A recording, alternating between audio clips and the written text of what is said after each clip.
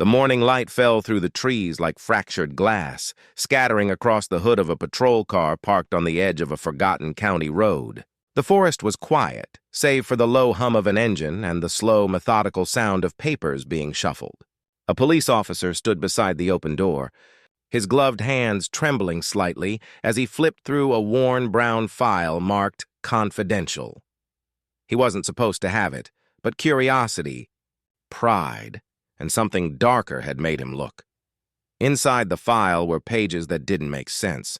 Records that should have been sealed, letters written in an unfamiliar hand. A signature he recognized, though he couldn't yet remember why. The air around him felt heavier with each page turned, as if the forest itself was watching. A few feet away, a man leaned quietly against his car. He didn't speak. He didn't need to. His eyes held the weight of generations, the kind of silence that carried both anger and peace. The wind caught his jacket, revealing the edge of a document tucked beneath his arm, one that bore the same emblem as the file the officer had just opened. The officer's breath caught. His eyes darted between the two sets of papers, realization spreading like frost. His heartbeat quickened, not from guilt but from fear. The sound of his radio cracked through the silence, a distant voice calling his name, demanding a response. But he couldn't move, because for the first time, he realized the file he'd opened wasn't about the man before him. It was about himself. He was called Elijah Warren, though most in the small town barely knew his name. To them, he was simply the quiet mechanic who fixed their trucks, nodded politely, and disappeared before sunset. His workshop sat at the edge of town, surrounded by whispering pines and rusted metal. The scent of oil and rain always clung to him, a reminder of the work that kept his hands busy when his mind refused to rest. Elijah had inherited the garage from his father, a man who had built it in the 1970s when few believed a black man could run a business in that county. The walls still carried the scars of vandalism, paint scrubbed clean but never forgotten. Years later, Elijah kept the place running with quiet pride, avoiding trouble, avoiding headlines, and avoiding men in uniform. But trouble had a way of finding him. Lately, he had noticed patrol cars slowing as they passed his workshop. New faces behind tinted windows watching for reasons they couldn't name. A broken taillight became a reason for questioning. A misplaced invoice became a justification for suspicion. It wasn't new. It was the same slow erosion of trust that had shadowed his family for generations. Still, Elijah endured. He saved every receipt, kept every record, and refused to let anger become his master. He had learned that dignity was its own form of defiance. The file, the one the officer now held on that empty road, wasn't just paper. It was the sum of all those years of quiet surveillance, an internal review, they had called it. But hidden inside was something no officer had been meant to see. Something that revealed more about the system than the man it claimed to watch.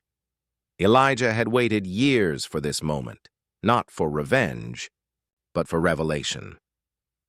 The town awoke as it always did, slow, gray, indifferent. But beneath its quiet rhythm, something had begun to stir. The file, once buried in an archive meant to be forgotten, had found its way into the wrong hands, or perhaps the right ones. Depending on who was looking, Officer Dean Ketter had been on the force for 12 years. He believed he understood the lines between right and wrong, between order and chaos. Yet, the older he got, the more those lines blurred. He'd seen his peers bend the rules to protect one another, justify the unjustifiable, and sleep soundly after it was done. That morning, when the file appeared on his desk with no name, no signature, and no origin, he saw an opportunity, not for justice, but for control. He told himself it was just curiosity. A name he'd seen before, a black man with a spotless record, that alone in his mind invited suspicion. He opened the folder, unaware that the act itself crossed a line no badge could protect him from. Inside were fragments, surveillance logs, audio transcripts, and an unsigned memo detailing years of covert observation on Elijah Warren. Pages filled with data about his customers, his finances, even his movements outside town. But buried near the end was another section, stamped "Confidential Internal Conduct," filled with officer names, reports of falsified evidence, and one signature that froze him in place, his own. The more he read, the clearer it became. The investigation wasn't into Elijah at all. It was an internal audit, an undercover operation monitoring racial profiling within the department itself. His actions, his words, his patrol reports, all documented, analyzed, and tied to that very file. And by opening it, he had exposed himself. Elijah, standing quietly near his car, seemed to know. His calm wasn't ignorance, it was understanding. He had endured years of being watched, waiting for the moment the truth would no longer need his voice. Dean felt the ground shift beneath him. The forest seemed to listen.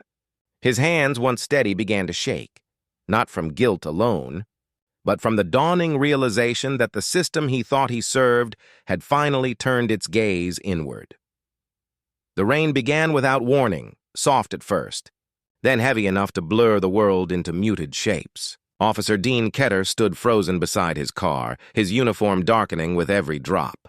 The file lay open on the hood, its ink bleeding, secrets dissolving into the wet metal. Each page that melted away felt like a fragment of himself being erased. Elijah didn't move. He watched from a distance, his expression unreadable, his posture calm, as if he had seen this moment coming long before Dean ever opened the file. The storm swelled, filling the silence that hung between them. There were no sirens, no voices, only the sound of truth settling heavily in the air. Dean tried to gather the pages, but it was useless. The document that once gave him power now condemned him. He saw his own misconduct in black and white. Stops without cause, reports rewritten, names flagged for routine checks. It wasn't the department's corruption he feared now. It was his reflection in it. A gust of wind tore the final sheet from his grasp. It drifted toward Elijah and landed near his boots. He bent down, lifting the page carefully. The seal of the department was still visible at the top, and beneath it the words, "Termination Recommendation, Officer Dean Ketter." The document was dated weeks ago. Dean staggered back, realization striking through him like lightning. He hadn't been investigating Elijah. The department had been investigating him. The file wasn't stolen. It had been left for him to find, a mirror held up by the very system he thought he controlled. Elijah stepped forward, placing the wet page back on the hood. For a brief moment, their eyes met. No hatred, no victory, just truth. And in that truth, Dean saw what years of silence and prejudice had built, a machine so vast it devoured its own. The rain fell harder, washing away the ink, the arrogance, the illusion of authority. What remained was only a man standing in uniform, stripped bare by the justice he never thought would reach him. By dawn, the storm had passed, leaving behind a world rinsed clean yet unchanged. The patrol car sat abandoned on the shoulder of the road, its lights dim, the file now a soggy bundle of ruined paper. What had once been evidence, power, and secrecy had dissolved into fragments too fragile to hold meaning. Dean Ketter didn't return to the precinct that morning. He sat for hours in the driver's seat, staring at his reflection in the cracked rearview mirror. His badge, once polished, once proud, lay on the dashboard, glinting faintly beneath the rising sun. The sound of his radio filled the silence. Static, unanswered calls, the thin echo of a world still turning without him. Somewhere inside, the truth had taken root, a truth that no reprimand or denial could wash away. Across town, Elijah unlocked the doors of his workshop, as he always did. The smell of oil and rain mixed with the morning air. He wiped his hands on a rag, started the generator, and began his day. There were no reporters, no apologies, no acknowledgement. Yet something invisible had shifted. The quiet glances from passing drivers held a different weight now, not suspicion, but something closer to awareness. In the coming weeks, whispers would spread. A corruption audit, they would say. A mistake. The department would issue a statement about procedural errors, and the file would vanish from public record. But the story would live on, in looks exchanged, in lessons unspoken, in the slow reckoning that follows exposure. Elijah never spoke of that morning again, He didn't need to. The silence itself became the message. Because sometimes, justice isn't a verdict. It's a reflection that forces the guilty to see themselves.